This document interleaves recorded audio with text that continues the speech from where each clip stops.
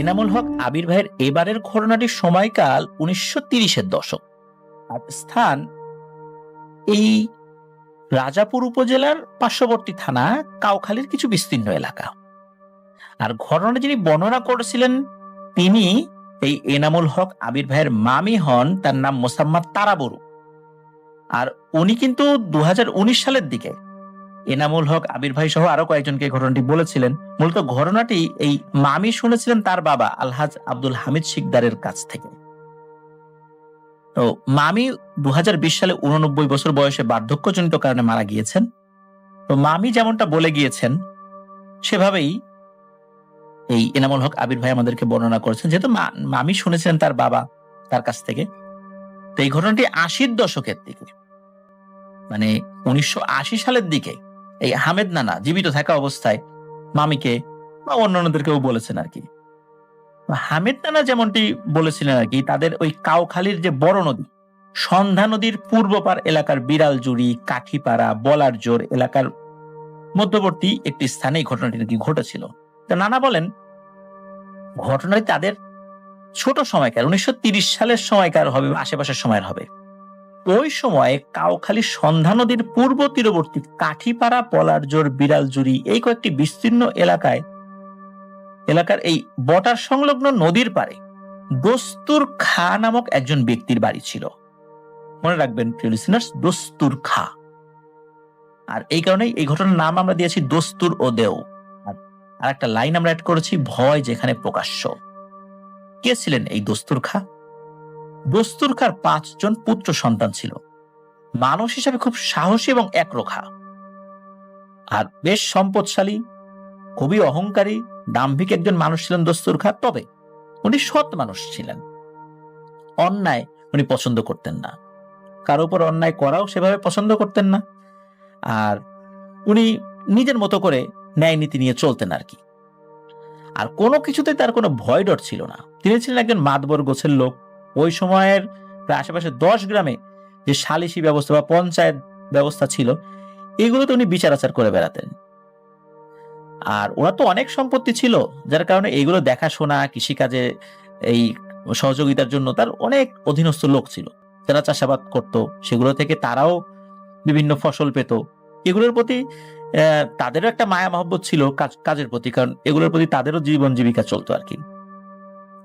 তো বিভিন্ন প্রকার জমি, বিভিন্ন ধরনের ফসল, এগুলো আবাদ করেই মূলত দস্তুর খাও চলতো, তার অধীনস্থ লোকজনও চলতো। এছাড়া এ সকল জমিতে উৎপাদিত ফসলের বেশিরভাগ ওই দস্তুর খা তিনি যেটা পেতেন, এটা দিয়ে আসলে 10-15 বছর এক সিজনে যেটা পেতেন 10-15 বছর বসে খাওয়ার মতো অবস্থা ছিল, এমন একটা অবস্থা। এই দস্তুর খার যেই খাদ্যাভ্যাস ছিল, এর মধ্যে একটা তরকারি উনি খুব পছন্দ করতেন, সেটা হলো কচুর তরকারি। কচুর বিভিন্ন ধরনের তরকারি রান্না করে দিলে ওনার কাছে খুবই ভালো লাগতো। অনেক সময় তার অধীনস্থ লোকদেরকে উনি বিভিন্ন জায়গায় কচু চাষ করতে বলতেন। লোকজন খুব একটা পছন্দ না করলেও দেখা যেত যে মালিক তো বলেছেন, ওনারা করতেন। তো এভাবেই চলছিল। এই দস্তুর খায়ের বাড়ির পেছনে ছিল বিশাল একটি ভয়ঙ্কর জঙ্গল বেষ্টিত পরিত্যক্ত জলাভূমি সহ বিরাট এক বাগান, যা ছিল ঘন জঙ্গলে পরিপূর্ণ। আর ওই সময় নাকি ওই জঙ্গলে বসেই বাঘে বিভিন্ন গৃহপালিত পশু ধরে নিয়ে খেয়ে ফেলতো। ওই সময় বাঘের উপদ্রব ছিল কিন্তু ওইদিকে, অনেক আগের তো, প্রায় 100 বছর। তো এছাড়াও লোকমুখে শোনা যায় ওই জঙ্গলে নাকি এক সময় মানুষও ঢুকতে ভয় পেত বাঘের ভয়ে, কারণ বাঘ নাকি মানুষকেও আক্রমণ করত। এই কারণে রাতের বেলা তো কোনো কথাই নাই, দিনের বেলাতেও ওই জঙ্গলের আশেপাশেও কেউ যেত না ভয়ে। আর ওই জঙ্গলের মধ্যেই ছিল বিশাল ভয়ঙ্কর এক পুকুর, যে পুকুরের পানি নাকি সবসময় থাকতো কালো রঙের। আর সবচেয়ে ভয়ঙ্কর ব্যাপার হলো ওই পুকুরে একাধিক প্রজাতির শত শত সাপের বিচরণ ছিল। এই সাপগুলোকে তৎকালীন অনেকেই দেখেছে ওই পুকুরে। তবে সবচেয়ে বড় বড় কয়েকটি সাপের মাথায় নাকি লাল চিহ্ন ছিল স্পষ্ট। এগুলো যে স্বাভাবিক সাপ না, এটা অনেকেই বলতো। অনেকে এটাকে মনসা সাপ বলতো। তবে যেই এই সাপগুলোকে দেখেছে, বিশেষ করে যেগুলোর কপালে লাল চিহ্ন রয়েছে, এরকম সাপগুলো যারা দেখেছে এরা প্রচন্ড ভয় পেয়েছে, ভয় রেখে কেউ কেউ ওনাকে মারাও গিয়েছে। যাই হোক, এত সব ভয়ঙ্কর ঘটনাগুলোর কারণে ভুলেও কেউ ওই জঙ্গল কিংবা এর আশেপাশে যেত না তখনকার সময়। আর এত সব ঘটনা যে ঘটে এসবই কোনো কিছু আসে যায় না দস্তুর খা নামের ওই ব্যক্তির। কোনো ধরনের ঝামেলা ছাড়াই দস্তুর খা ও তার পরিবারের দিনকাল তো ভালোই চলছিল, দিব্যি চলে যাচ্ছিল তাদের দিনকাল। একদিন গভীর রাত, দস্তুর খা ঘুমিয়ে পড়েছে। কোনো কিছু শব্দে দস্তুর খায়ের ঘুম ভেঙে যায়। তিনি চিন্তা করেন কি ব্যাপার, শব্দটা কোথা থেকে আসছে। তো উনি কান খাড়া করে শোনার চেষ্টা করছেন শব্দটার উৎস কোন দিকে। তো উনি খেয়াল করলেন নদীর দিক থেকে কি যেন একটা ঝনঝন ঝনঝন শব্দ করে ওই যে জঙ্গলের ভিতরে ওই পুকুর ওই দিকে মনে হচ্ছে গড়িয়ে যাচ্ছে। আর ভূমিকম্পের মতো মাটিগুলো কাঁপছে, মানে তার ঘরও কাঁপছে। তো উনি তো বিছানা থেকে নেমেছেন, দেখেন যে সত্যি মাটি কাঁপছে। প্রথমে তো বিছানা কাঁপছিল, আর ঘরে বিভিন্ন জিনিসপত্র ঝুলিয়ে রাখা ছিল, ওই যে আমরা সিকা বলি, সিকাতে ঝুলিয়ে থাকে। তো ওই জিনিসগুলো যখন উনি নড়াচড়া দেখছিলেন আর কি হারিকেনের মৃদু আলোতে, তখন উনি তো ওই চিন্তা করে নেমেছেন, নেমে দেখেন সত্যি তাই কাঁপাকাঁপি হচ্ছে মাটি। এর কিছুক্ষণ পর আবার সবকিছু থেমে যায়, উনি শুয়ে পড়েন। উনি ঘুমাবার চেষ্টা করছেন কিন্তু ঘুম আসে না, বেশ বিরক্ত হন। চিন্তা করলেন কি ব্যাপার, এত শব্দ হলো কি, একটু দেখে আসি তো। তো উনি ঘরের বাইরে বের হয়ে আসেন শব্দের উৎস কি, কোথা থেকে হলো, হয়েছেটা কি এটা দেখার জন্য। তো উনি ওই সময়ের মতো শব্দের কোনো উৎস খুঁজে পান না, কারণ তখন থেমে গিয়েছিল সবকিছু। আর বাইরেও কারো কোনো উপস্থিতি টের না পেয়ে উনি চলে গিয়েছিলেন সোজা নদীর পারে, কারণ নদীর ওই দিক থেকেই শব্দটা এসে আস্তে আস্তে ওই জঙ্গলের দিকে চলে গেছে, ওই পুকুরের দিকে। তো নদীর পারে গিয়ে উনি কিছু খুঁজে না পেয়ে বেশ হতাশ হন আর রাগান্বিত হন।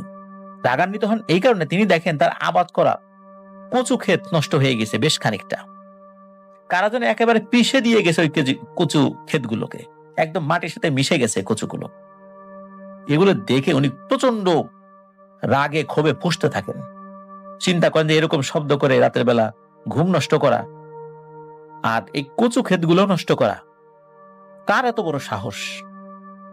প্রতিশোধের নেশা তার চেপে বসে। চিন্তা করেন নিজ হাতে উনি এটা শাস্তি দিবেন, প্রতিজ্ঞা করেন যে এবার যারাই করেছে একটা একটা করে ধরে এদেরকে শাস্তি দিবেন।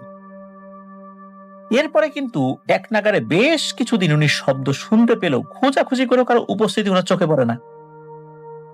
উনি একদিন মনে মনে সিদ্ধান্ত নিয়ে ফেলেন যে প্রয়োজনে তিনি পাহারা বসিয়ে এদেরকে ধরবেন আর নিজের হাতে ওদের কঠোর শাস্তি দিবেন, লোক দিয়ে কামলা দিয়ে উনি শাস্তি দিবেন না। প্রথম যেদিন পাহারা বসিয়েছিলেন সেদিন উনি সেদিন তিনি দেখেন রাত আনুমানিক 10টার পরবর্তী সময় নদীর ভেতর থেকে বিশাল আকৃতির কালো কি যেন গড়িয়ে গড়িয়ে উঠে আসছে। আর নদীতে মনে হয় তুফান শুরু হয়ে যায় ওই সময়। আর কচু ক্ষেতের উপর দিয়ে ঝনঝন শব্দ করে ওরা ওই পুকুরের দিকে গড়িয়ে যায়, ওই জঙ্গলের দিকে, ওই পুকুরের দিকে। এগুলো নাকি এত ভারী ছিল যে আশেপাশের মাটিগুলো প্রকম্পিত হতো ওই সময়। তো তিনি ওদের পিছু নিয়ে দেখেন যে ওগুলো অনেক বড়। উনি কিন্তু ওগুলোর পিছু নিয়েছিলেন, পাহারা বসিয়েছিলেন, নিজেও দেখেছিলেন। দেখলেন 7টি বড় বড় মাটির ঘোড়া বা মাইট, এইগুলো একটির সাথে আরেকটি শেকলে বাঁধা রয়েছে। আর ওরা যখন যাচ্ছিল তখন দেখা যাচ্ছিল ঝনঝন শব্দের সাথে ভূমিকম্পের মতো হচ্ছিল। আর এইগুলোর কারণে মাটিগুলো প্রবল চাপে থরথর করে কাঁপছিল। তো এইগুলো তিনি দেখেছেন, দেখে বেশ রাগান্বিত হন। প্রথমত তার কচু ক্ষেত নষ্ট করা, তারপর আবার ঘুম নষ্ট করা, প্রতি রাত্রেই এই ধরনের ঘটনা ঘটে। প্রতিশোধের নেশা তার চেপে বসে। তিনি ভাবতেও পারেননি যে এইরকম দুঃসাহস করলে তার পরিণতিটা কি হতে পারে। উনি প্রথম দিন দেখার পর ওই দিনের মতো কিছু করেননি, চিন্তা করেন পরের দিন এটার একটা শাস্তি দেবেন। ওই যারা পাহারা দিয়েছিল কয়েকদিন, অন্য লোক পাহারা দিলে আবার এটা দেখে না, মানে ওই দিন আর হয় না। কিন্তু কেউ পাহারা না দিলে উনি দেখেন, আবার উনি গেলে পারে সেটা উনি দেখেছিলেন, মানে বিষয়টা এরকম হয়েছিল আর কি। উনি চিন্তা করলেন যে অন্য লোক পাহারা দিলে যেহেতু দেখে না, আর আমি দেখলাম, দাঁড়া আজকে দেখি এটা কি করা যায়। উনি পরের দিন দিবাগত রাত্রে এই দস্তুর খা হাতে একটা মোটা বাঁশের শক্ত লাঠি, বাঁশের লাঠি, যারা লাঠি খেলে তারা কিন্তু সব বাঁশ দিয়ে লাঠি খেলা যায় না, বাঁশ কিন্তু ফেটে যায়। ওই লাঠির জন্য এক বিশেষ ধরনের, মানে লাঠি খেলার জন্য বিশেষ ধরনের বাঁশ থাকে।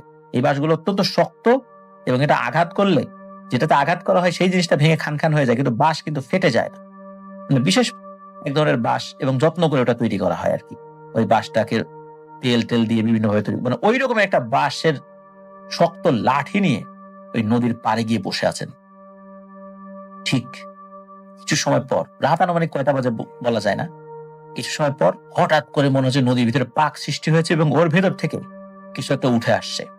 এরপর উঠে এসে যখন মাটির সংস্পর্শে আসে তখনই ঘর ঘর ঘর ঘর শব্দ হতে থাকে, আর 7টা মাইট বা ঘোড়া এগুলো উঠে আসে নদী থেকে, আর এগুলো ওই কচু ক্ষেত দিয়ে গড়াতে গড়াতে এগিয়ে যেতে থাকে দস্তুর খায়ের বাড়ির পেছনে পরিত্যক্ত ওই জঙ্গলের পুকুরটার দিকে। এমন সময় দস্তুর খা কি করে, তার গায়ে যত শক্তি ছিল তা দিয়ে প্রচন্ড জোরে ওই লাঠি দিয়ে আঘাত করতে থাকে ওই মাইট গুলোর উপরে। একটা একটা বাড়ি মারে, আর একটা 3-4টা বাড়ি মারে, এইভাবে ওইগুলোর উপর পিটানো শুরু করে। ওগুলো তো গড়িয়ে যাচ্ছিল। একটা পর্যায়ে কি হয়, একটা আঘাতে একটা মাইটের মুখের অংশ ভেঙে যায় এবং শিকল খুলে যায় এবং মাটির ভিতর ওইটা কি হয়, গড় গড় শব্দ করে মাটির তলেই চলে যায়, মানে মাটির ভিতর ঢুকে যায়। আর অন্যগুলো দ্রুত ওই পুকুরের দিকে চলে যায়। এরপরে ওই সময়ের মতো ঘটনা শেষ, কিন্তু ওই যে মাইটটা, ওই মাইটটা কিন্তু মাটির ভিতরে একদম গভীরে চলে যায় এবং মাটিটাও ঢেকে যায়। মনে হচ্ছে এখানে কোনো কিছু হয়ই নেই, এমন একটা অবস্থা। এইরকম কাজ শেষ করে দস্তুর খা প্রবল অহংকার আর দাম্ভিকতার সাথে গিয়ে তার স্ত্রীর সাথে সব কথা শেয়ার করে, আর হাসতে হাসতে বলতে থাকে, কত বড় বদমাশেরা, আমার ঘুম ভাঙায়, এত বড় সাহস, আমার ক্ষেত নষ্ট করে। তো তার স্ত্রী এইসব কথা শুনে চিৎকার দিয়ে কান্নাকাটি শুরু করে যে, আপনি কি করছেন, কি করলেন আপনি, এখন কি হবে আপনার আমাদের পরিবারের, সেই কথা ভাবলেন না আপনি? আপনি কিসে আঘাত করছেন আপনি নিজেও জানতেন, কিন্তু কেন এই কাজটা করলেন আপনি? আপনি জানেন না এরা কতটা ভয়ানক? তখন উনি ওনার স্ত্রীকে বলে, এই তুমি থামো, বেশি বুঝো না, চুপচাপ শুয়ে পড়ো, যা করছি ঠিকই করছি। একথা বলার পর উনি তো শুয়ে পড়েছেন। তো সময়টা কিন্তু ছিল শীতকাল। তো দস্তুর খা ঘুমিয়ে পড়েছেন। উনি স্বপ্নের মধ্যে দেখেন শত শত সাপ তার পুরো বাড়ি ঘিরে ফেলেছে। এর মধ্যে বড় একটা সাপ এই পুরো বাড়ি, অজগর সাপ যেমন চারদিকে পেঁচিয়ে ধরে, ওরকম তার পুরো বাড়ি পেঁচিয়ে ধরে টানতে টানতে নদীর মাঝে নিয়ে যাচ্ছে। আর উনি দেখেন তার যে 5টা ছেলে, এই 5টা ছেলে মৃত অবস্থায় পড়ে আছে। এমন ভয়ঙ্কর স্বপ্ন দেখে উনি তো প্রচন্ড জোরে চিৎকার দিয়ে ঘুম থেকে উঠে পড়েন। উনি ঘুম থেকে উঠে দেখেন ওনার বাড়িতে অসংখ্য লোক, আর উনি দৌড়ে ওনার ছেলেদের কক্ষে যাওয়ার আগে দেখতে পান যে তার 5টা পুত্র উঠানের উপর শুয়ে আছে, আর সবাই মৃত অবস্থায়, আর তার সমস্ত শরীর সম্পূর্ণ রক্তে ভেজা। উনি কিন্তু এতক্ষণ খেয়াল করেন নাই, আশেপাশের বিভিন্ন আত্মীয় স্বজন ভিড় করে আছে। উনি তো এই অবস্থা দেখে অবাক হয়ে যান, কি ব্যাপারে, এত আত্মীয় স্বজন কোথায় থেকে আসলো, আমার ছেলেগুলো এইভাবে আছে কেন? পরে জানতে পারেন উনি নাকি অচেতন অবস্থায় 7 দিন বিছানায় পড়ে আছেন। আর এই 7 দিনের মধ্যেই পর্যায়ক্রমে প্রথমে তার বড় ছেলে, তারপরে যে জন্ম নিয়েছে, এইভাবে করতে করতে বড়, মেজ, সেজ, ছোট, এইভাবে 5টা পুত্রেরই মৃত্যু হয়েছে এবং 5টা পুত্রই নাকি রক্ত বমি করতে করতে মারা গেছে। আর উনি নাকি ঘুমের মধ্যেও রক্ত বমি করত, তাকে পরিষ্কার করে দিত, আবারও রক্ত বমি করতো। এইভাবে নাকি 7 দিন এরকম চলছে। আর 7 দিনই এই লাশটা তারা রেখে দিয়েছে এইভাবে।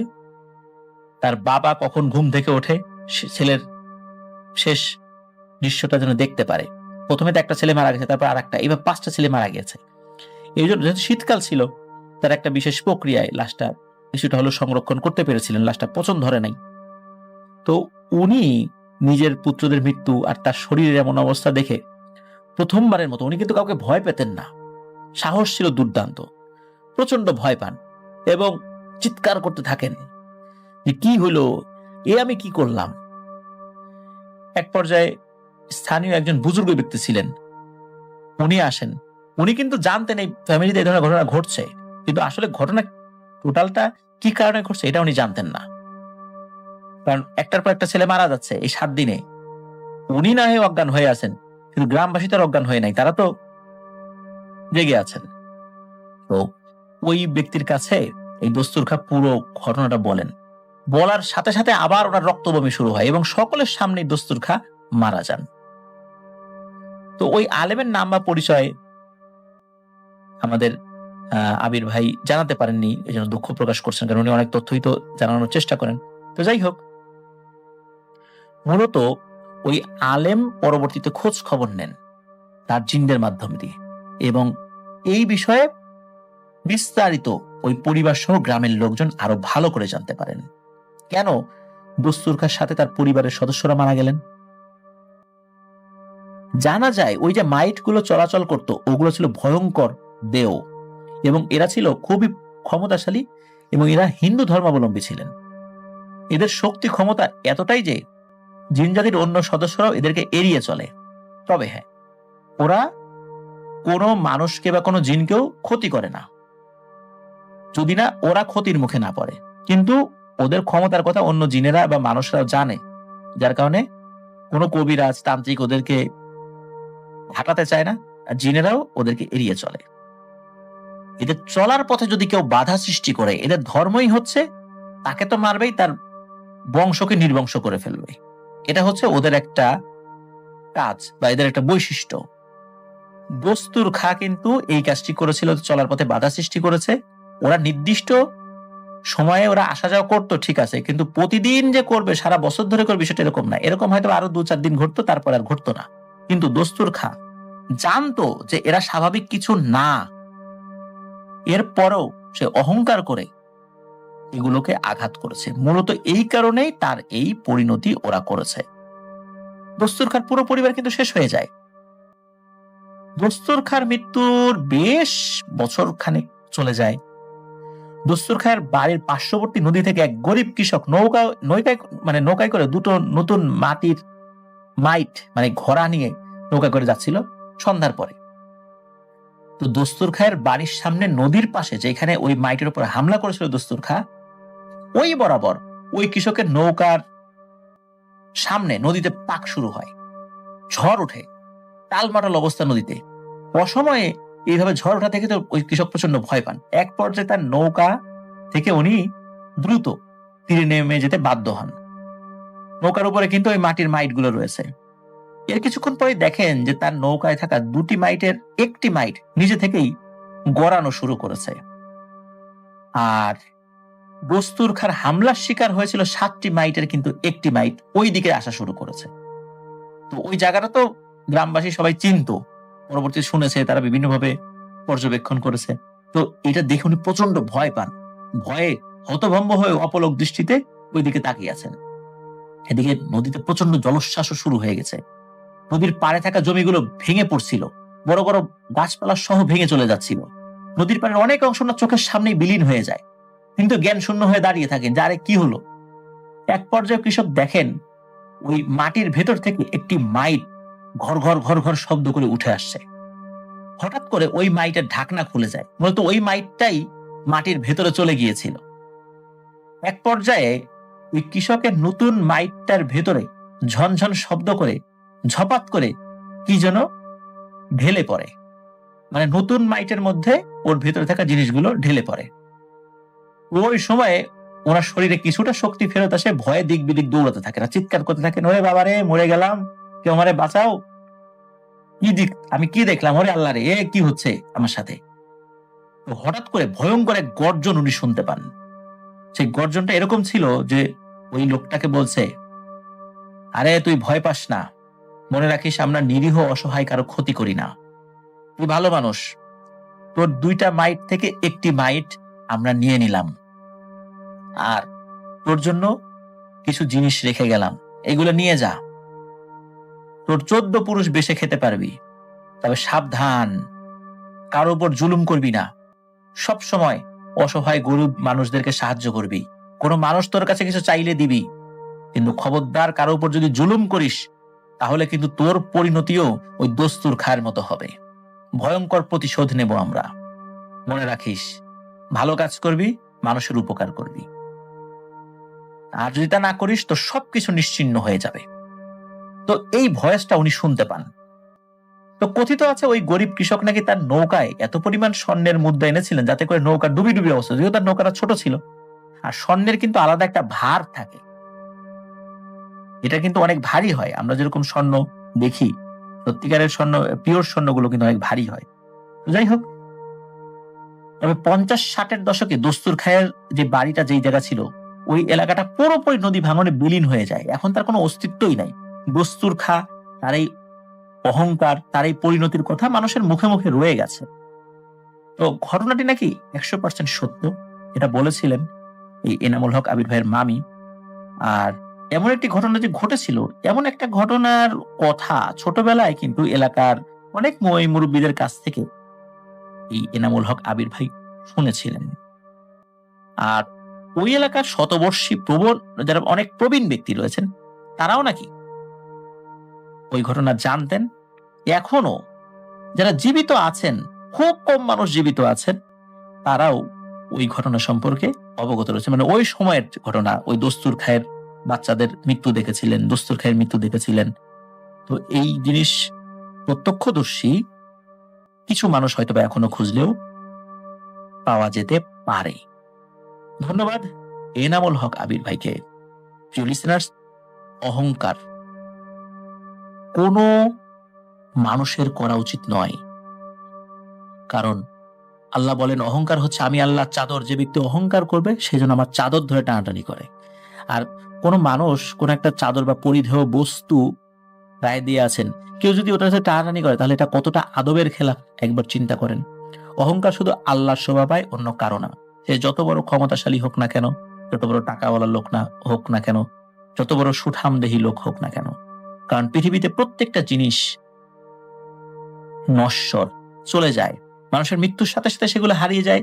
জীবিত অবস্থায়ও 1 সেকেন্ডের মধ্যে জীবনের সব হিসাব নিকাশ পরিবর্তন হয়ে যেতে পারে আল্লাহর ইচ্ছায়। সুতরাং কিসের এত অহংকার?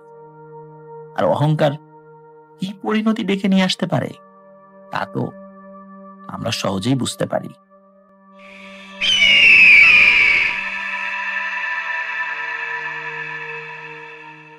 আসসালামু আলাইকুম লিসনার্স, আমি ডক্টর আলিফ রাজি। আজ আমরা যে ঘটনাটি শুরু করতে যাচ্ছি এবং যে ঘটনাটি আমাদেরকে যে পাঠিয়েছেন তার নাম রেফায়েত ভাই, এবং তার ঘটনা হচ্ছে চট্টগ্রাম এলাকার কোনো এক জায়গায়।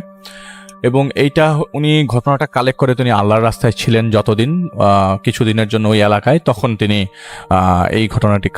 এই ঘটনাটার সম্মুখীন হয় এবং এই ঘটনাটার একটা বিহিত করে আসেন। রেফাত ভাই সেখানে যাওয়ার পর ওই এলাকা সম্বন্ধে যেটা বলেছেন, যে এলাকাটা এতটাই অজপাড়াগা ছিল তা বোঝানো যাবে না। ইভেন বাথরুমের জন্য মসজিদ থেকে যেতে নাকি কমপক্ষে 5 মিনিটের রাস্তা হাঁটতে হতো। এক জায়গা থেকে আরেক জায়গায় যাওয়ার যোগাযোগ ব্যবস্থা ছিল খুব খারাপ। মেইন রোড থেকে নৌকা দিয়ে পায়ে হেঁটে সেই মসজিদ, এবং মসজিদ থেকে তারা এরকম ভাবে যে এরকম মসজিদে 12 দিনের মতো থাকবে, এরপর আরো একটা মসজিদে যেতে হবে ওই এলাকারই। কিন্তু রাস্তাঘাটের যে বেহাল দশা, তাতে হেঁটে যাওয়া ছাড়া কোনো উপায় নাই। সেটা 2000 সালের ঘটনা। ইভেন ওইখানের যেসব বাড়িঘরগুলা ছিল, সেই বাড়িঘরগুলাতেও সাঁকো দিয়ে পার হয়ে যেতে হতো, এরকম আর কি। রাস্তা নাই, সরাসরি ঢুকে যেতে পারবেন না একটা বাড়িতে। সে এলাকায় ইউনিয়ন পরিষদের একটা হসপিটাল ছিল। সেই হসপিটালটা রেফাত ভাই নিজেও দেখেছেন কয়েকবার, ওই মসজিদে যাওয়া আসার সময় একদম কাছাকাছি। তো সেখানকার মসজিদে থাকা অবস্থায় তিনি একজন লোককে প্রায় দেখতেন, মসজিদে বসে আছে, না হলে শুয়ে আছে, আবার আসরের ওয়াক্তে চলে যাচ্ছে, আসরের নামাজ পড়ে। এরপরে মাগরিব এবং ঈশার ওয়াক্তে তিনি আর আসতেন না, আবার ফজরের ওয়াক্তে আসতেন। তিনি যতক্ষণ মসজিদে থাকতেন, রেফাত ভাই লক্ষ্য করতেন মসজিদের ওযুখানার পেছনের দেয়ালে একজন বসে আছে। বসে থাকা অবস্থায় তার মুখটা যতটুকু বোঝা যাচ্ছে যে পুরাটাই ঢাকা, কোনো অংশই চেহারা বোঝা যাচ্ছে না। ওই মসজিদে যাওয়ার মসজিদে রেফায়েত ভাইরা যাওয়ার দ্বিতীয় দিনে তিনি দেখতে পান এই দৃশ্য। এমন না অন্য কেউ দেখতে পাচ্ছে। রেফায়েত ভাই চতুর্থ দিন কাছে যান ওই লোকের, এবং দেয়ালের কাছে যেতেই কালো কুচকুচে বর্ণের জন্তুটা দৌড় দেয়, তার দিকে তাকায়, একটা থুতু মারে এবং দৌড় দিয়ে পালিয়ে যায়। কাছে যাওয়ার পর তিনি দেখেন ওই জিনিসটা দৌড়াতে দৌড়াতে ওই ইউনিয়ন পরিষদের হাসপাতালের ভেতরে ঢুকে গেল ওনার পিছু নেওয়ার পর। আর কয়েকদিনে এতটুকু বুঝে গেছেন যে ওই জিনিসটা দেওয়ালে উঠে এসে বসে, না হলে বাউন্ডারির আশেপাশে ঘুরপাক করতে থাকে যখন ওই লোকটা মসজিদে থাকে। ওই মসজিদে থাকা অবস্থায় চতুর্থ দিন তিনি জানলেন মসজিদে প্রায় 12 থেকে 15 দিন থাকা হয়ে যাবে, মানে থাকা হবে আর কি। তিনি আরো একজনের কাছে ইসলামের ব্যাপারে তালিম করছেন, তো মাগরিবের পরে করছিলেন। ওই সময় ওই মাগরিবের ওয়াক্তে কিছু বিষয় নিয়ে কথা বলছিলেন। এর মধ্যে একটা কথা, এই হাসপাতালের কি কোনো সমস্যা আছে নাকি তিনি জিজ্ঞেস করেন কথা শেষে। তিনি যেই না এটা বললেন, তিনি দেখলেন একতলা ইউনিয়ন পরিষদের এই হাসপাতালের ছাদে কে যেন হাঁটছে ওই লোকের সাথে কথা বলা অবস্থায়। অথচ এই হাসপাতালের ছাদে কোনোভাবেই মানুষ উঠতে পারবে না মই ছাড়া। অথচ যে হাঁটছে সে স্বাভাবিকভাবে মানুষের মতো হাঁটছে না, মনে হচ্ছে কোন একটা হিংস্র ভাল্লুক যেভাবে দৌড়াতে থাকে সেভাবে দৌড়াচ্ছে। তিনি বুঝলেন ওইখানে প্রবলেম আছে। তিনি তার সাথীদেরও আগে সতর্ক করে দিলেন যে এইখান দিয়ে যাওয়ার সময় যেন সাবধানতা অবলম্বন করা হয় রাতের বেলা। এবং সবাই যেহেতু আল্লাহ রাস্তায় আছে তাই কেমন একটা গুরুত্ব দেয় না। তো সেই লোকের সাথে কথায় আসা যাক। সেই লোক বলে এখানে প্রায় সময়ে একজন লোককে দেখবেন শুয়ে বসে থাকে, ওনাকে খানা খেতে ডাকলে আসবে না। তিনি খাওয়া দাওয়া কি করেন বোঝা না গেলেও কেউ কোনো খাওয়া দিলে তিনি খান না। ওই লোক সবসময় হসপিটালের ভেতর থেকে এবং ওনার পরিবারের কেউ নাই, এই আছে কিন্তু এখানে কেউ থাকে না। আর এই লোকটা থাকে হাসপাতালের ভেতর। ঘটনাটা কি? তিনি শুধু একটাই কথা বলেন, ওনাকে অনেক কবিরাজ দেখানো হয়েছে, কেউ কিছু করতে পারে নাই, কেউ কোনো চিকিৎসা করতে পারে নাই।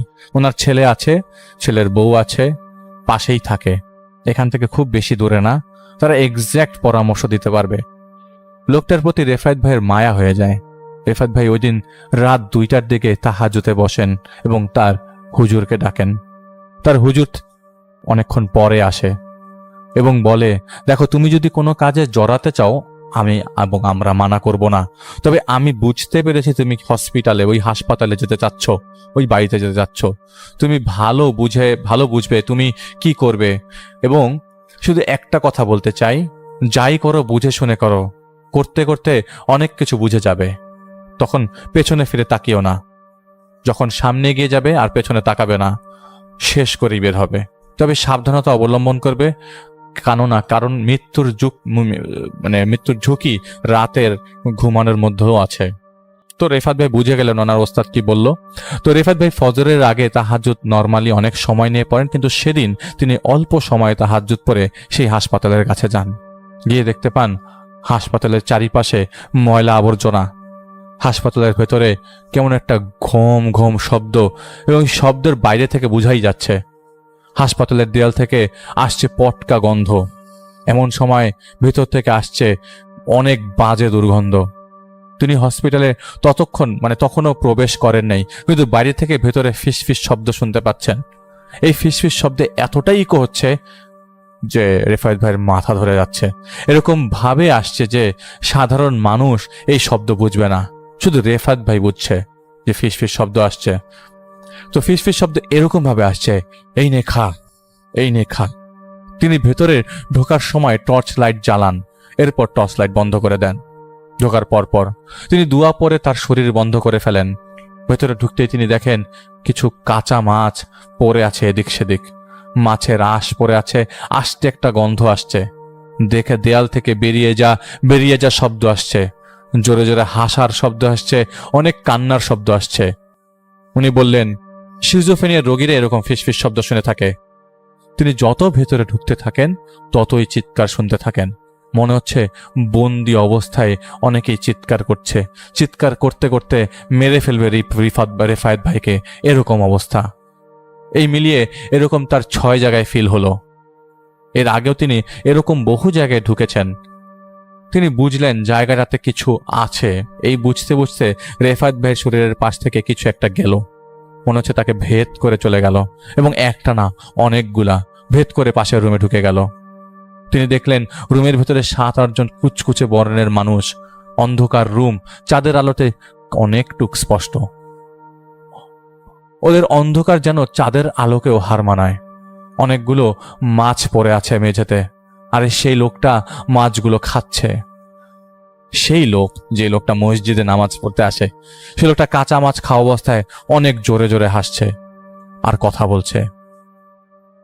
কথার ভয়েস, কথার মানে ভেতর থেকে যে আসছে সেটা যে ওনার ভয়েস না, এটা বোঝা গেল। তুই এখানে এসছিস কেন? নিজের বিপদ কি নিজে ডাকতে চাস? তোর সাথে আমাদের কোনো সম্পর্ক নাই। ও আমাদের শিকার। এমন কিছু করিস না যাতে তোর ঘাড়ও মটকে যায় আর এই হারামির ঘাড়ও মটকে যায়। ও আমরা না থাকলেই নামাজে যায়। ওকে জ্যান্ত পুঁতে ফেলবো কয়েকদিনের মধ্যে। চিন্তা করিস না, এইখানেই কবর করে ওর কবর হবে। তখন তো তুই থাকবিও না। এখন আসছিস কেন? বাঁচাতে আসছিস নাকি? এ বলতে রেফাত ভাই সেখান থেকে বেরিয়ে যান।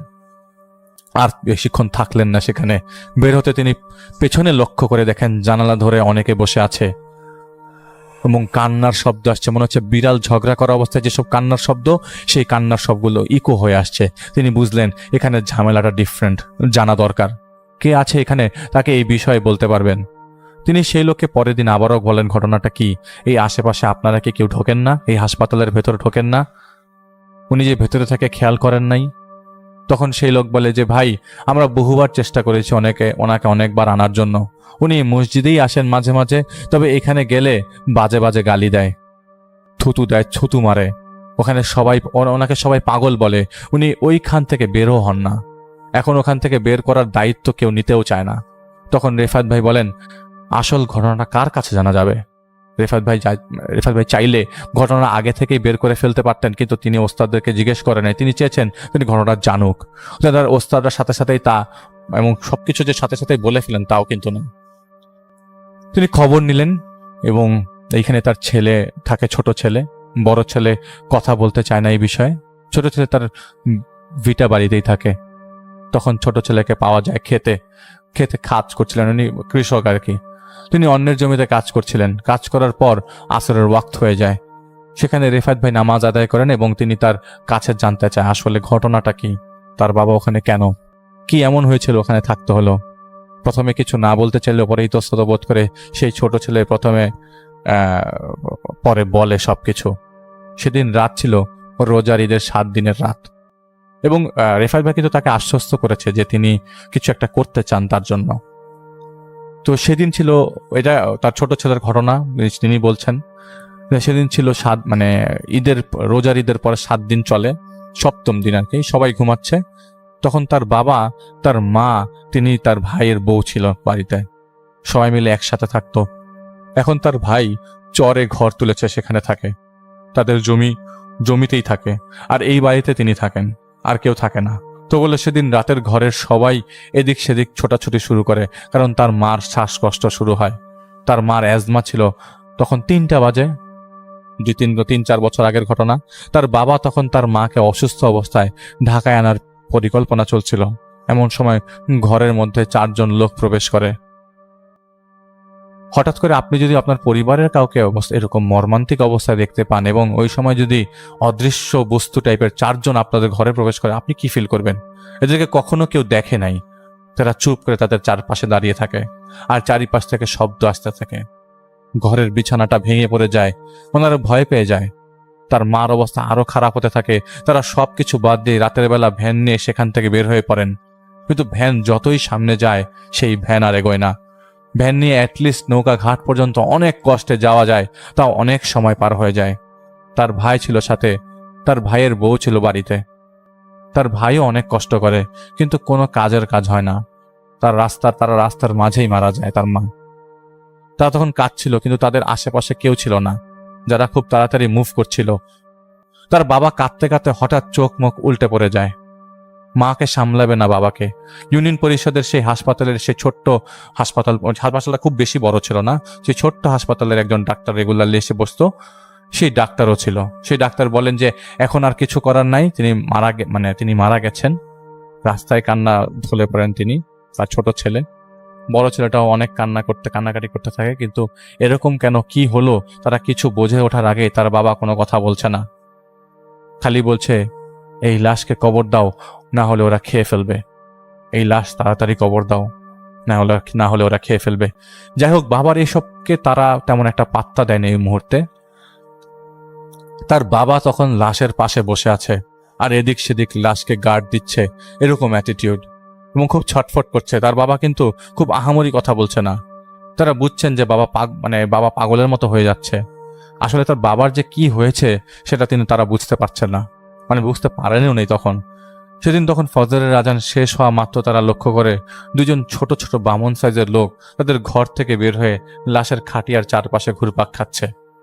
খুব জোরে জোরে ঘুরছে, মনে হচ্ছে আনন্দে ঘুরছে। এটা শুধু ছোট ছেলে আর তার বাবা যে দেখেছিল তাদের মুভমেন্ট। তার বাবার মাথা নাড়ানোতে বোঝা যাচ্ছিল যে তার বাবা তাদের মুভমেন্টটা দেখতে পাচ্ছে, কিন্তু তার বড় ভাই আর কেউ আশেপাশের লোকজন যারা ছিল ওই মুহূর্তে তারা কেউ দেখছিল না। ছোট ভাই হিসেবে তিনি বুঝতে পারলেন কোনো খারাপ কিছু পাল্লায় পড়েছে তারা। তার বাবা তখনও বলে যাচ্ছে তাড়াতাড়ি তাড়াতাড়ি কবরে নামাতে হবে, তাড়াতাড়ি কবরে নামাতে হবে। তো সকাল 10টা হয়ে যায় কবর দিতে দিতে।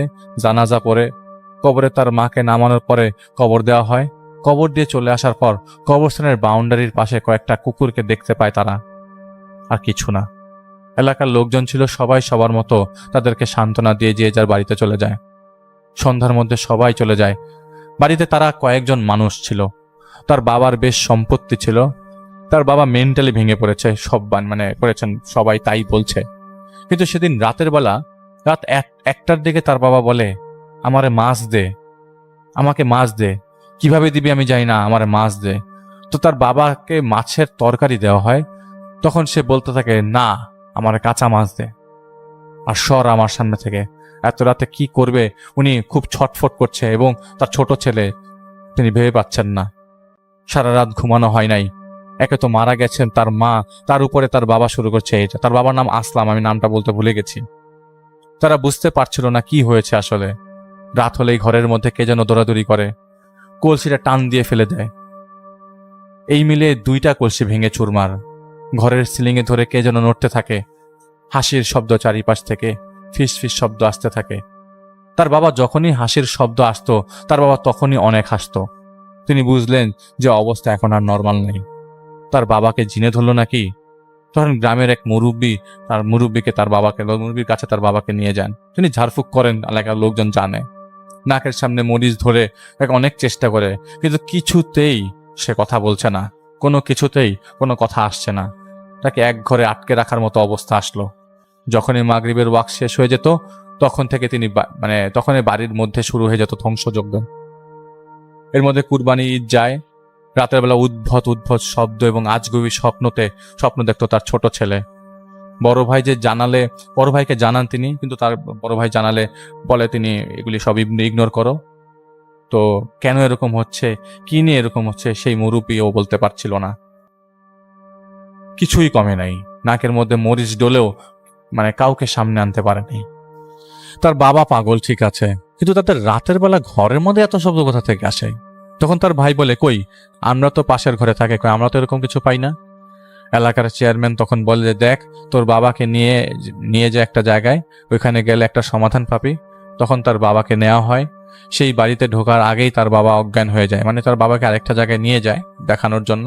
তো সেই বাড়িতে ঢোকার আগে তার বাবা অজ্ঞান হয়ে যায়। সেই জ্ঞান হারিয়েছে, পরের আর ওখানে কোনো কাজ হয় না। তার বাবাকে রেখেই তিনি এবারও আবারও সেই হুজুরের কাছে যায়, যে হুজুরের কাছে নিয়ে যাওয়া হয়। হুজুর বলে, দেখেন, আমরা যাই করি না কেন এটা কিছু করার নাই। আপনার বাবাকে কেউ ক্ষতি করে ফেলেছে। এই ক্ষতিটা এই তাবিজটা দিয়ে দেখতে পারেন। উনি একটা তাবিজ দেন। আপনার বাবা তো নামাজি, তাই পুরাপুরি করতে পারে নাই, পুরাপুরি তাবিজ করতে পারে নাই, তবে পুরাপুরি করে ফেলবে খুব শিগগিরই। তিনি তখনই তার বাবাকে বাড়িতে নিয়ে আসেন। এদিকে বাড়িতে নিয়ে আসার পর তার বড় ভাই জমি জমা নিয়ে বসেন। তার বাবার কোনো হদিশ নাই। তিনি ছোট ভাই আর এলাকার লোকজন দিয়ে বসিয়েছেন, কি আর করার, তিনিও বসেন। জায়গা জমির ভাগাভাগি হয়ে যায়। সেদিন ছিল শুক্রবার। সেদিন রাতের বেলা বাবাকে তিনি ইউনিয়ন পরিষদের সেই ছোট্ট হাসপাতালের পাশে যেতে দেখে। আর হাসপাতালের ডাক্তার তখন বাজারে বসতো, ওই হাসপাতালে বসতো না। উনি ওখানে বসতে চাইতো না, তার কাছে ওই জায়গাটা ভয় লাগতো। এমনকি ছোট্ট একটা রুমও ছিল তার, ওখানে যেই হাসপাতালে লোক থাকতো সেই হাসপাতালে ছোট্ট একটা রুম ছিল, কিন্তু তিনি বলতেন তার ভয় লাগতো।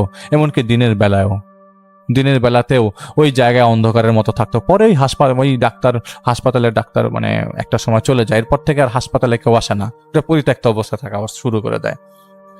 চারপাশে গাছগাছালি, কোনো আলো নাই, কিছু নাই।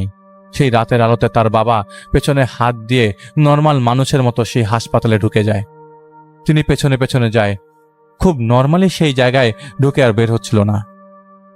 তিনি তার এক পরিচিত ভাইকে এই রাতের বেলা ডাকেন, তার ঘর আবার পাশেই ছিল। দেখে তার বাবাকে বের করে নিয়ে আসেন। বের করার সময় মনে হলো মাটির নিচ কাঁপছে অনেক জোরে জোরে। বিল্ডিংটা মনে হচ্ছিল নড়বড়ে, এখনই ভেঙে পড়বে। তার বাবা খুব জোরে জোরে গোঙাচ্ছে, অস্বাভাবিকভাবে কাঁদছে। তাকে বোঝানো যাচ্ছিল না একদম। হঠাৎ সেই ডক্টরের যে বিশ্রাম রুম ছিল সেখান থেকে তার মায়ের ভয়েস আসলো। তার এই ছেলের নাম হারুন। এই হারুন, কই যাস? হারুন, যাইস না, তোর আব্বাকে নিয়ে যাইস না। তার সেই ভাই সেই শব্দ শুনছিল না, কিন্তু তিনি শুনছিলেন। তোর বাপকে নিস না, না হলে পথের ফকির হবি, নইলে তোর ক্ষতি হবে। তার বাবার এই অবস্থা দেখে তার ভাবি চলে যায় বাপের বাড়ি। তার বড় ভাই তখনও তাদের এই সব বিষয় পাত্তা দিচ্ছিল না, একদমই দিচ্ছিল না। তার বাবা এক পর্যায়ে খুব বড় রকমের সমস্যা হয়ে যায়, পাগলের মতো অবস্থা হয়ে যায়। সে হাসপাতালে থাকবেই। সেই হাসপাতালে একটা সময় সারাক্ষণই থাকতো, আর মসজিদে কয়েকটা ওয়াক্তে যেত। তার হাত পায়ের অবস্থা খুব খারাপ, বাড়িতে তিনি আসতো না।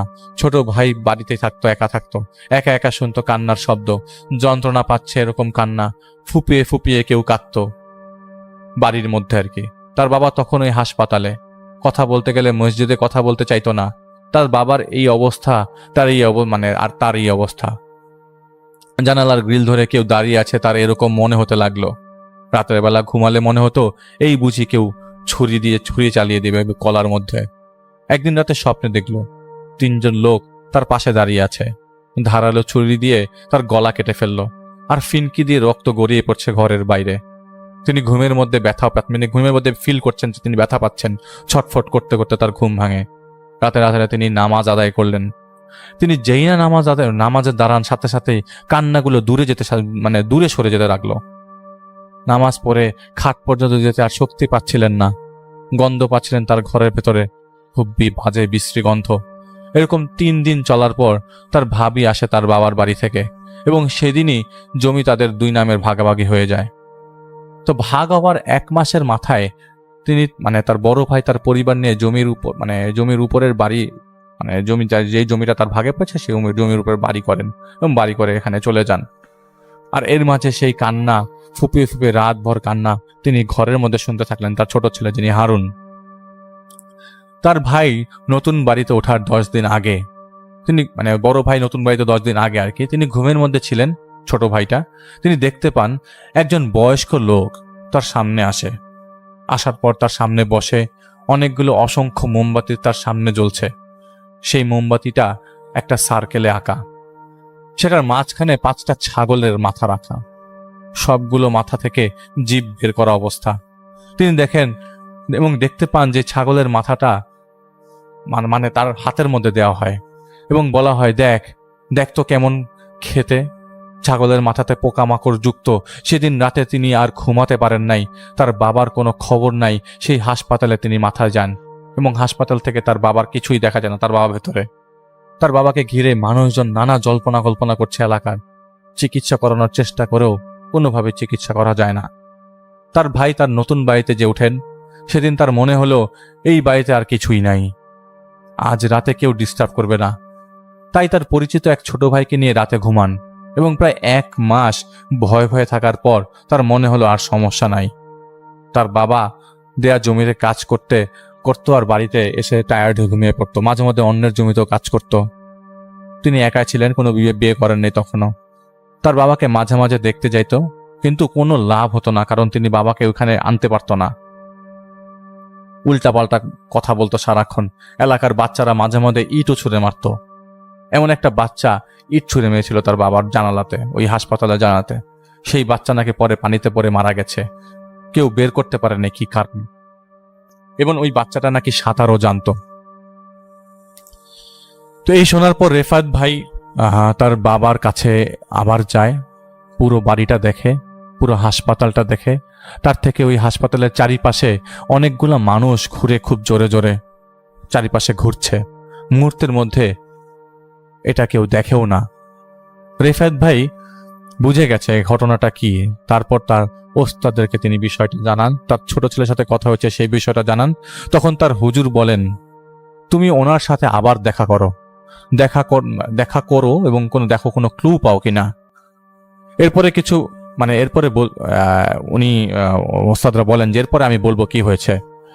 তিনি ওই হাসপাতালে যান, আবার সেখানে ঢুকতেই সেই আগের মতো কি জানি ভেদ করে রেফায়েত ভাইয়ের বডি থেকে বের হয়ে যায়। পুরো হাসপাতালটা ঠান্ডা, মনে হচ্ছে শীতকাল, অথচ তখন তাল পাকা গরম। তিনি ঢুকেন শরীর বন্ধ করে, তার দিকে একজন ছায়ার মতো লোক কাছে আসে। মানুষের ন্যায় ছায়া তাকে ইশারা দেয় যে এখান থেকে চলে যাও। মাথা নাড়িয়ে ঢুকতে মানা করে, ঢুকো না। মনে হচ্ছে কোনো চিড়িয়াখানার প্রাণীকে আটকে রাখা হয়েছে। ভেতরে অনেক কালো কালো ছায়া, আর সেই আসলাম সাহেব বসে আছে, চোখ বন্ধ করে বসে আছে। তিনি কাছে গেলেন এবং বললেন, আপনারা কারা, কোথা থেকে এসছেন? ওপাশ থেকে উত্তর আসে না। আবারও জিজ্ঞেস করেন এবং দুয়া কালাম পরে জিজ্ঞেস করা হয়। ওপাশ থেকে উত্তর আসে, আবারও জিজ্ঞেস করে, আসে না আর কি। তিনি আবারও জিজ্ঞেস করেন, আপনারা কারা? এবং খুব কর্কশ গলায় একটা কথা আসে, বলে যে তুই কি করবি, আমরা তোর এত বড় সাহস দেখাচ্ছিস, আমরা কোথা থেকে আসছি, কেন তুই জানতে চাস? তো তিনি বলেন, আপনারা যদি না জানান তাহলে আমি অন্য স্টেপ নিব। তো একটা পর্যায়ে তারা বলেন তারা মেঘালয় থেকে এসছে এবং এই হারামির জান তাদের হাতে, এখান থেকে ভাগ, নাহলে নিজের কথা ভাব, এদিকে আসিস না। অনেকক্ষণ আরো কথাবার্তা হয়, সেগুলো রেফায়েত ভাই আর বললেন না। সেদিনের মতো সেখান থেকে রেফায়েত ভাই বাইরে বেরিয়ে পড়েন। বের হবার সময় তিনি আবারও লক্ষ্য করেন অনেকগুলা মানুষ জানালা ধরে বসে আছে। তো রেফায়েত ভাইয়ের ওস্তাদরা তাকে বলল, এই কন্ডিশন তাদের অনেক আগের প্ল্যান করা, এতদিন যাবৎ টেনেছে এবং প্রায় সময় তার সাথে সাথে ছোট ছেলে, তার যতদিন বড় বাবার হয়েছে ছোট ছেলের হতো। কখনো তোমরা যা দেখবে তা বিলিভ করে ফেলো না, শয়তান তোমাকে যাই দেখাবে তার উল্টোটা ঘটবে।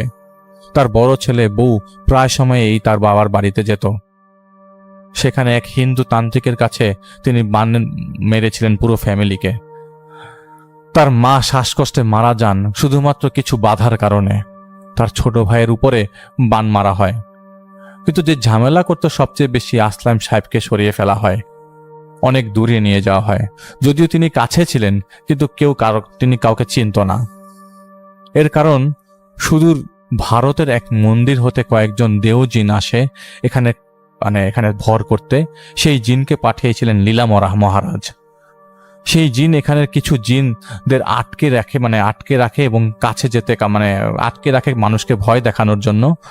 এবং মাঝে মধ্যে ওই ভালো জিনগুলা তাকে মসজিদে নিতে হেল্প করত। আর তারা সন্ধ্যার পর আসতো, সেই সন্ধ্যার পর তিনি আর বের হতে পারত না। তার মার কবরের ভেতরে এবং হাসপাতালের পাশে মাটি খুললে 33 পিস কাফনের কাপড় পাওয়া যাবে এবং ছাগলের মাথা পাওয়া যাবে। ওরা এভাবে মারত না, ওরা স্বাভাবিক উপায়ে তিলে তিলে মারত। 33 পিস কাফনের কাপড়কে পুড়িয়ে দিতে হবে এবং এই ওস্তাদরা তাদের সাথে কথা বলে জিনিসটা বের করেছে। এবং পুড়িয়ে ওর মার জন্য দোয়া পড়াতে হবে কুরআন শরীফ থেকে। কিছু তাবিজ গেড়ে রাখা হচ্ছে, সেগুলি বাড়ির পেছনে, সেগুলিকে উদ্ধার করতে হবে। রেফায়েত ভাই কিন্তু তাদের সাথে ডিরেক্টলি বিষয় নিয়ে কোনো কথা বলে না, তাদের ওস্তাদরা কথা বলে জিনিসগুলো বের করে নিয়ে আসে। প্রথমে বাড়ির পেছনে তাবিজ পাওয়া যায়, যদিও সেগুলো তেমন শক্তিশালী তাবিজ ছিল না। তার মার কবরের কাছে গেলে দেখা যায় কবরের এক পাশ গর্ত করা, মনে হচ্ছে ইঁদুর গর্ত করে রেখেছে। সেই মাটি চাপা দেওয়া হয়। তার সাথীরা অলরেডি অন্য মসজিদে চলে গেছে। তখনও তিনি ওখানে একা এবং এই কাজ করে যাচ্ছে। তিনি এই কাজ শেষ করে সেখানে যাবেন তার সাথীদের ধরতে। তিনি যে আল্লাহর রাস্তায় এসেছিলেন রেফাত ভাই, তিনি তার বাবার ওই হারুন সাহেবের বাবার কাছে যাওয়ার আগেই সেই হাসপাতালের পশ্চিম পাশের কর্নারে একটা কাঁঠাল গাছ ছিল, সেটার নিচে খুঁড়তে করতে কিছু পান না। এবং তার ওইসব জিনিস খোঁড়ার সময় শরীরকে কে যেন আঘাত করতে থাকে, মনে হচ্ছে তার শরীরে কেউ চাবুক পেটা করছে। একসময় অধৈর্য হয়ে গেলে তিনি তার ওস্তাদের হুজুরকে ডাকেন। 2 জন আসে, এসে তাকে নিজ হাত দিয়ে আরো খোঁড়ানোর জন্য হেল্প করে। সেটা নিচ থেকে পাতিল পাওয়া যায়, একটা বড় সড়ো পাতিল পাওয়া যায়। পাতিলের ভেতর থেকে পচা গন্ধ আসছে, একেবারে নাক মুখ ধরে যাওয়ার মতো অবস্থা। পাতিল করে 4টা খাসির মাথা পাওয়া যায় এবং তার বড় ভাইয়ের কিছু কাপড়ের অংশ এবং ছোট ভাইয়ের কাপড়ের অংশ পাওয়া যায়। এবং কাফনের 32 টুকরা পাওয়া যায় এবং আরেক টুকরা পাওয়া যায় হাসপাতালের ছাদের উপর। সেই ছাদে প্রথমে উঠে কষ্ট হলেও ওঠা হয় এবং সেখানে পাওয়া যায় এক লাস্ট পিসটা, এবং ওইটা একটা পিন দিয়ে গাড়া।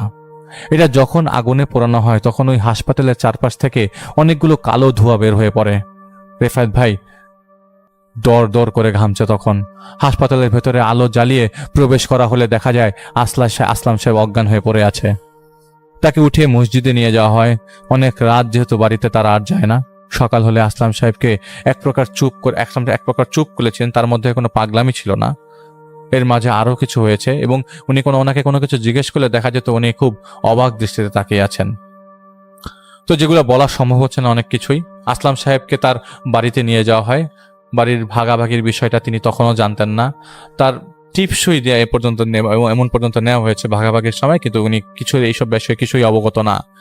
রেফাত ভাই সেখান থেকে চলে আসেন। কিভাবে কি করেছে তাদের আর পরে জানানো হয় না।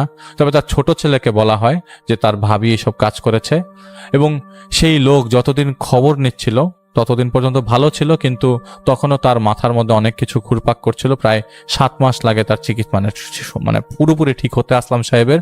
এরপর থেকে আর কিছু হয় নাই। তো তিনি একটা কথা বলেছেন এবং বলেছেন যে রাসূলুল্লাহ সাল্লাল্লাহু আলাইহি সাল্লাম বলেছেন, প্রকৃত মুসলমান সেই ব্যক্তি যার জিহ্বা ও হাত থেকে অন্য মুসলমান নিরাপদ থাকে। অপর মুসলমান যাতে কষ্ট পায় এমন কোনো কাজ অন্য মুসলমানের শোভা পায় না। কখনো অজান্তে কাউকে কষ্ট দিয়ে ফেলা যাবে অথবা কোনোভাবেই জুলুমের শিকার করা দিয়ে যাবে না। একজন সত্যিকার মুসলমান কাউকে কষ্ট দিতে পারে না এবং কারো কষ্টের কারণ হতে পারে না। তো আল্লাহর কিতাবকে যখন মানুষ ভুলে যায় তখন তারা এসব 2 নম্বরই পদ্ধতি নিয়ে ব্যস্ত হয়ে পড়ে। পীর ধরা, বান মারা, জাদু টোনা করা, এসব চাহিদা মানুষের মধ্যে তখনই আসে যখন তার জীবনে কোরআনের শিক্ষা, আল্লাহর প্রতি বিশ্বাস এবং আল্লাহর সিদ্ধান্তের উপর আস্থায় সবকিছু হারিয়ে যায়। তখন সে তার দুর্বিষহ জীবন থেকে মুক্তি পাওয়ার জন্য এবং মেন্টাল স্যাটিসফ্যাকশনের জন্য মরিয়া হয়ে যায় এবং এসব জঘন্য পদ্ধতির আশ্রয় নেয়। এখানে একটা সূরার কথা তিনি বলেছেন, সূরা বাকরা আয়াত 102 নম্বর আয়াতে ফেরেশতা 2 জন মানুষকে কিছু শেখানোর আগে সাবধান করে দিত। আমরা শুধু একটা প্রলোভন, তোমরা কুফরি করো না। কিন্তু তারপরও এদের 2 জনের কাছ থেকে ওরা শিখে নিত কিভাবে স্বামী স্ত্রীর সম্পর্কে ভাঙন করা যায়, পরিবারের সম্পর্ক ভাঙন ধরানো যায়। যদিও কিনা সেটা ব্যবহার করে তারা কারো ক্ষতি করতে পারত না, যদি না আল্লাহ ইচ্ছা করতেন। তো এইটা ছিল একটি ঘটনা, এবং পরবর্তী সময়ে কিন্তু তার ভাবির সাথে, তার বড় ভাইয়ের সাথে ছাড়াছাড়ি হয়ে যায়, কারণ তার ভাবির সাথে অন্য মানুষের সম্পর্ক হয়ে যায়, যার ফলে ওই সম্পর্ক আর থাকে না। তার বড় ভাই তার ভাবিকে পরে তালাক দিয়ে দেয়।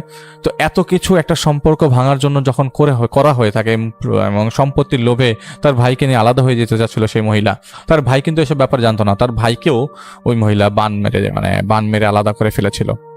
তো যাই হোক, এটা ছিল ঘটনা।